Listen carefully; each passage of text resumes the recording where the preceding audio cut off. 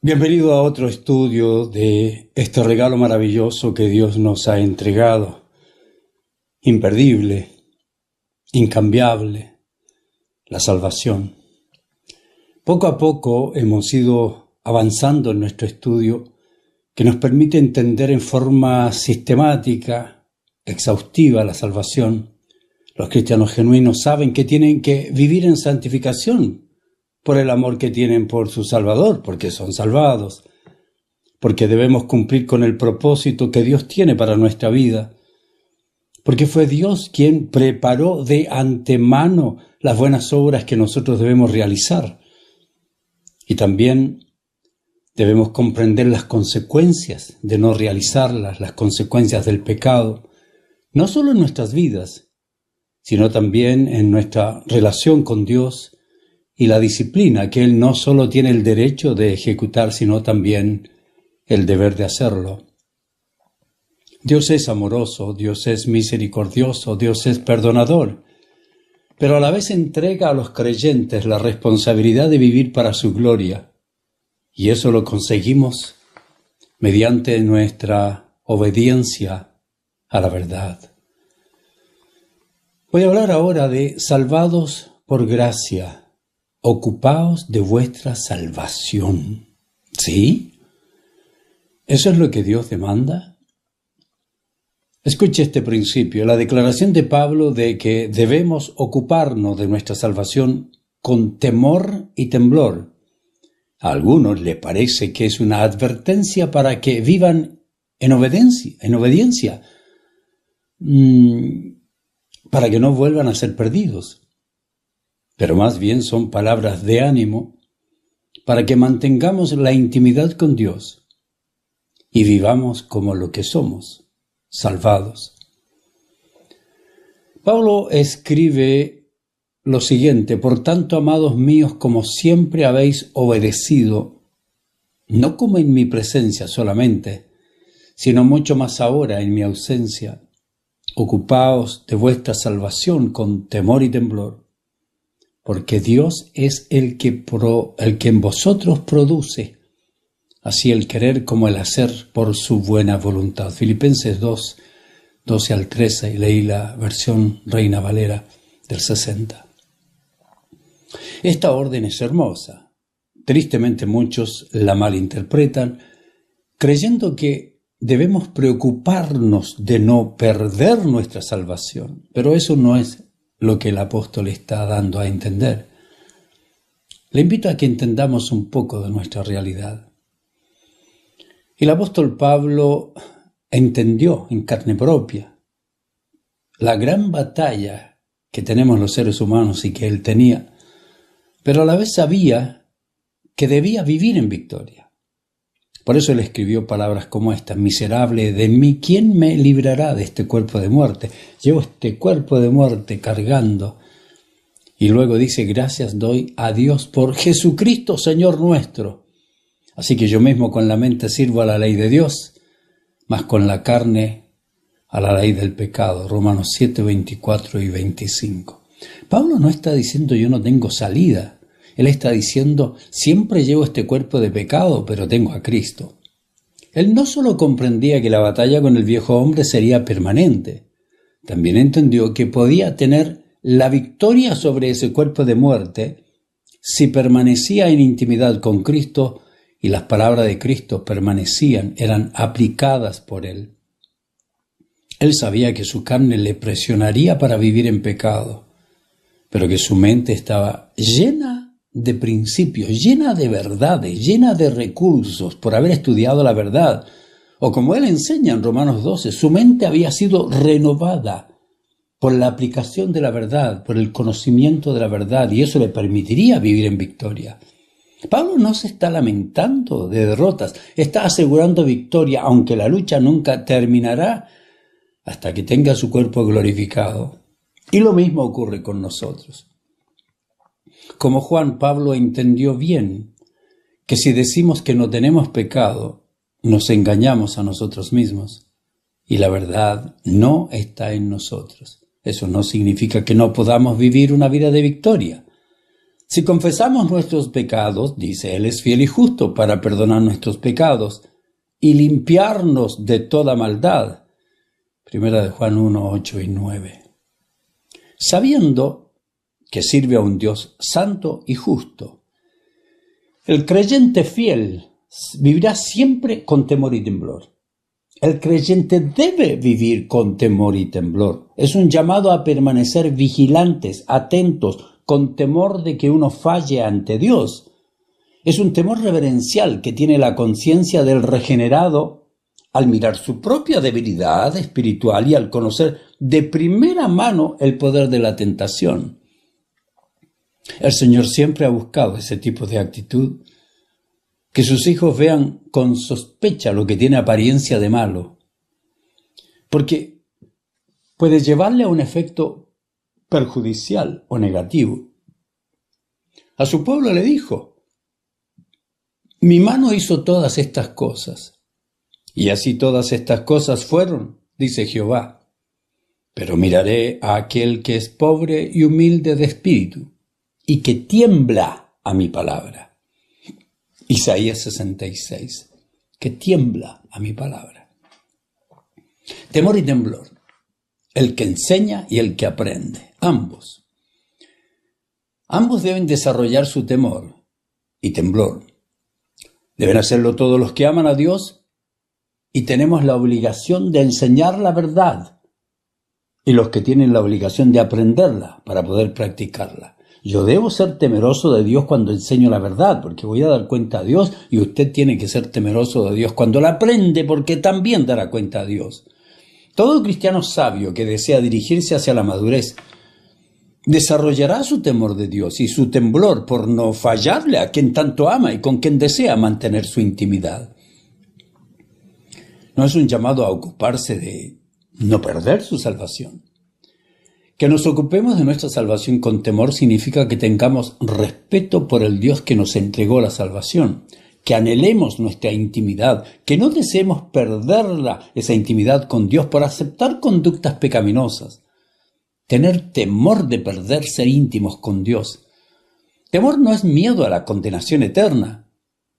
Ya está condenado aquel que no tiene a Cristo. Es reverencia temerosa para no ofender al que nos ha dado la salvación eterna.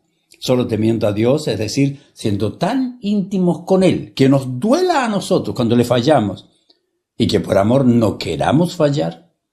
Por esa actitud de temor vamos desarrollando sabiduría.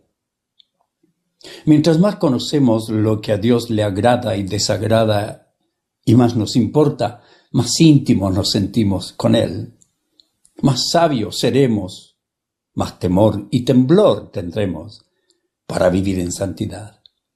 El salmista lo dice: el temor del Señor es la base de la verdadera sabiduría. Todos los que obedecen sus mandamientos crecerán en sabiduría.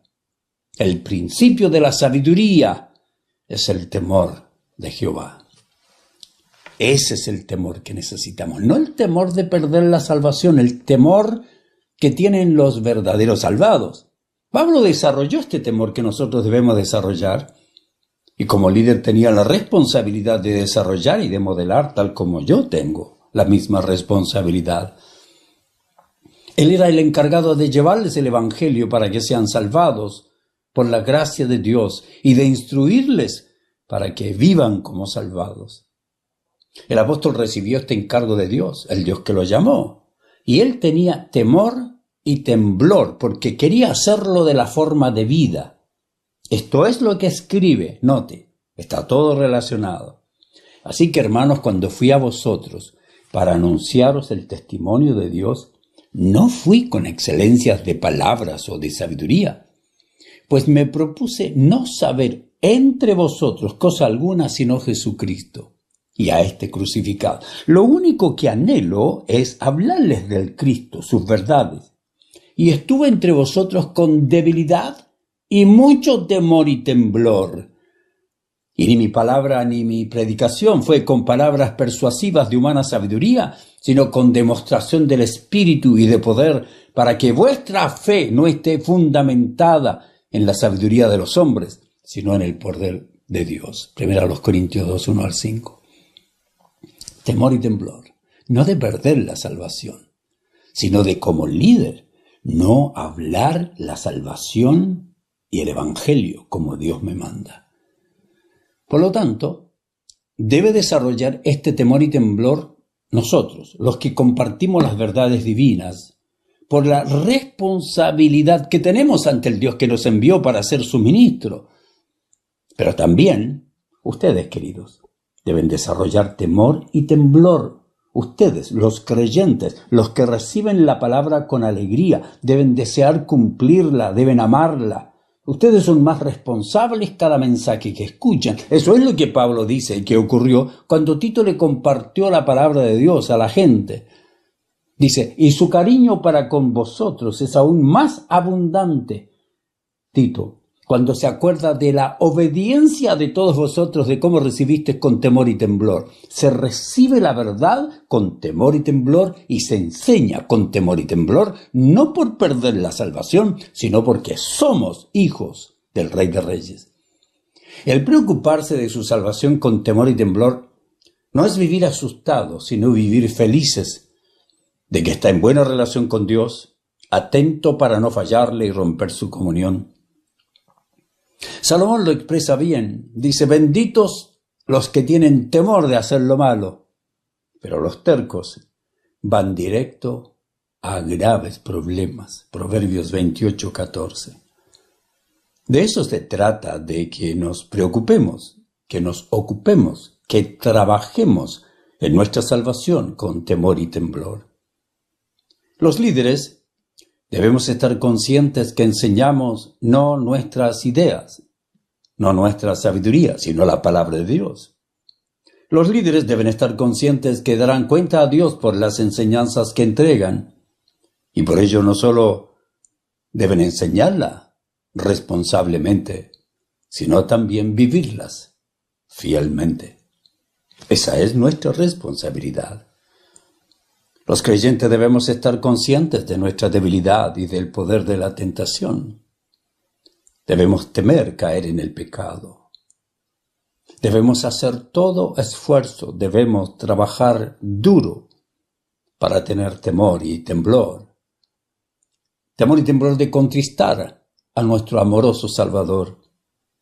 Este temor y temblor nos mueve a los que amamos a Dios a seguir orando como si Cristo nunca fuera a volver y seguir luchando por vivir en santidad como si Él viniera hoy.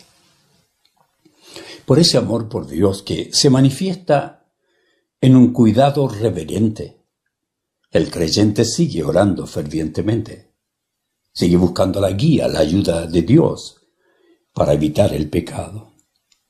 Este temor inundado de un cuidado reverente motiva al cristiano a buscar maestros íntegros y preparados bíblicamente para que pueda entender la revelación y poder practicar la verdad fiel y diligentemente. Usted no puede aprender bien de malos maestros, de maestros no preparados, de pastores no preparados.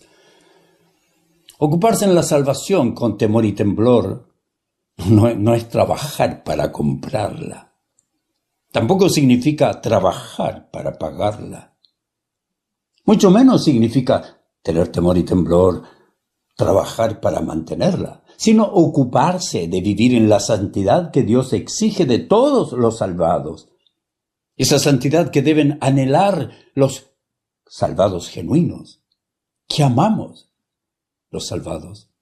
Es utilizar los medios de gracia, es cumplir con las ordenanzas bíblicas, es hacer todo esfuerzo por demostrar los resultados de la salvación que tenemos porque se nos ha regalado, y obedecer fielmente a Dios con profunda reverencia y temor. Y el apóstol nos asegura que en todo esfuerzo que hagamos por vivir la verdad y vivir en santidad, es Dios el que está trabajando en nosotros. No podemos ser santos sin Dios. Es Dios quien no solo nos pone el deseo de ser santos, sino que también nos da el poder para que hagamos lo que a Él le agrada. Ese es nuestro Dios. Nuestro deber es andar como, dijo el apóstol, como es digno de la vocación con que han sido llamados. Fuimos llamados para vivir en santidad. La orden divina es, y todo lo que hagan o digan, háganlo como representantes del Señor Jesús, y den gracias a Dios Padre por medio de Él. Colosenses 3:17. La palabra de Dios nos muestra la responsabilidad personal de los creyentes en la obediencia. Nosotros, por ser hijos llenos de gratitud que amamos a nuestro Dios, debemos elegir vivir con rectitud. Debemos esforzarnos, trabajar para hacer evidente nuestra salvación en la vida diaria, pero al mismo tiempo debemos entender que todo el poder para esa obediencia proviene del Espíritu de Dios. Recuerde que junto a la orden de ocuparnos de nuestra salvación va la declaración, porque Dios es el que en vosotros produce así el querer como el hacer por su buena voluntad. Filipenses 2:13. Hablemos de eso un poco. El querer y el hacer. Suena como que Dios va a hacer todo por nosotros y nosotros nos cruzamos de brazos y vivimos como nos da la gana. Si usted observa en qué contexto se encuentra esta declaración de ocuparnos de nuestra salvación, se dará cuenta que Pablo nos dice que vivimos en medio de una generación terrible, maligna, una generación perversa. Y es en medio de ese tipo de personas, de esta generación, donde seremos tentados a vivir conforme a los apetitos de nuestra naturaleza pecaminosa. Y la orden es que vivamos con este temor y temblor que nos prepara para evitar el mal, que nos prepara para actuar bien, que nos prepara para defendernos, que nos prepara para hacer lo correcto. Que Pablo diga que Dios es el que produce el querer y el hacer por su buena voluntad no significa de ninguna manera que Dios hará lo que debemos hacer nosotros. Significa que Él nos da los medios para que experimentemos el deseo de vivir como Él vivió. Si nosotros tenemos una relación apropiada con Dios, vamos a desear vivir como Él vivió. Y los principios y verdades que nos permiten vivir lo que Él nos exige, lo aprendemos de la verdad, de la palabra. El cristiano que desea estar preparado para enfrentar las tentaciones con temor y temblor debe preocuparse de dos importantes responsabilidades. Analicemos cuáles son. La primera responsabilidad es mantenerse en sana intimidad con Dios. Solo así se produce el querer hacer la voluntad de Dios, el tener la intimidad con el Todopoderoso, el amar al Todopoderoso. Mediante nuestra intimidad sincera con Dios, al estar en conexión con Él, Él pone en nuestra vida el deseo de hacer su buena voluntad. El cristiano que es parte de la esposa de Cristo, la iglesia, que es íntimo con Dios, quiere hacer lo que el esposo manda. Mediante la sana relación con Dios recibimos el deseo, el querer hacer su voluntad. Si usted no ama a su esposa ni tiene intimidad con ella, no le importa. Para poder desarrollar la intimidad con el Todopoderoso, tiene que importarnos. Debemos mantenernos en santidad.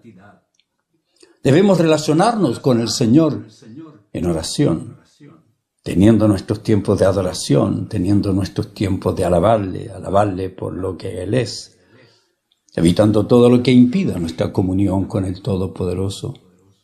Pero también debemos evitar contristar al Espíritu Santo, para que nuestras canciones, para que nuestras adoraciones, para que nuestras oraciones, como dice el apóstol Pedro, no sean estorbadas.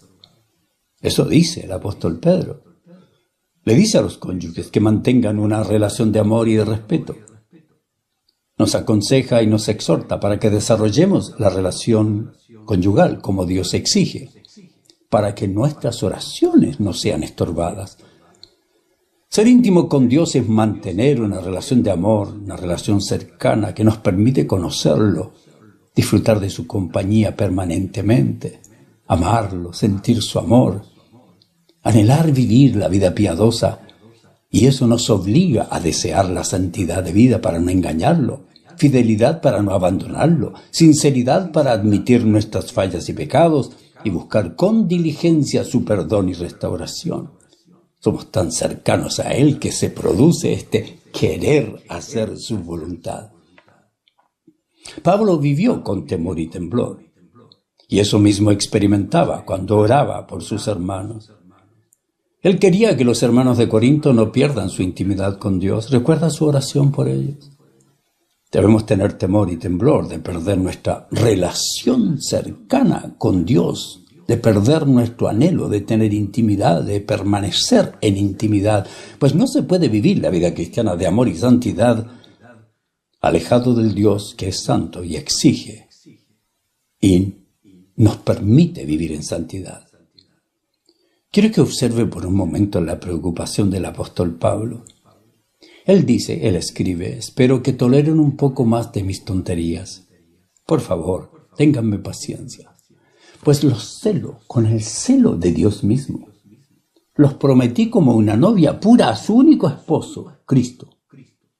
Pero temo que de alguna manera su pura y completa devoción a Cristo se corrompa, tal como Eva fue engañada por la astucia de la serpiente. Luego los exhorta diciendo, señores, ustedes soportan de buena gana todo lo que cualquiera les dice, aun si les predican a un Jesús diferente del que nosotros predicamos, o a un espíritu diferente del que ustedes recibieron, o un evangelio diferente del que creyeron. ¿Cómo pueden tolerar eso? Eso les aleja de Dios. Así que la primera responsabilidad es ser íntimos con Dios, porque esa intimidad produce el deseo, el querer hacer la voluntad. La segunda responsabilidad es obtener con regularidad las doctrinas, la ética bíblica revelada para practicarlas con responsabilidad. Tenemos que meter la verdad en nuestra mente, no solo tener intimidad con Dios, porque mediante la adquisición de permanente de nuevos principios, de nuevas verdades, Dios va preparando nuestra mente para hacer su voluntad, no solo el querer, sino el hacer. Cuando estudiamos su palabra, cuando líderes sabios, preparados e íntegros nos discipulan, cuando conocemos la verdad, Dios nos otorga todo lo que necesitamos para hacer su voluntad. Cuando la aplicamos disciplinadamente y con la ayuda de Dios a nuestras vidas, cuando la enseñamos y la defendemos, estamos haciendo su voluntad. Él pone el querer y el hacer de su buena voluntad. Cuando tenemos intimidad con Él, lo amamos, nos pone el querer hacer el bien. Y cuando estudiamos su palabra, el hacerla. Conclusión, cuando cumplimos con amor, con alegría, estas dos responsabilidades, mantener nuestra intimidad con Dios y mantener llena nuestra mente de la revelación divina, se cumple lo que Pablo dice. Nos ocupamos de nuestra salvación con temor y temblor, porque por nuestra intimidad con Dios, Él produce el querer, y por nuestra aplicación de la verdad, Él produce el hacer por su buena voluntad. Maravilloso Dios al cual servimos. Espero que usted esté contento sirviendo al Maestro.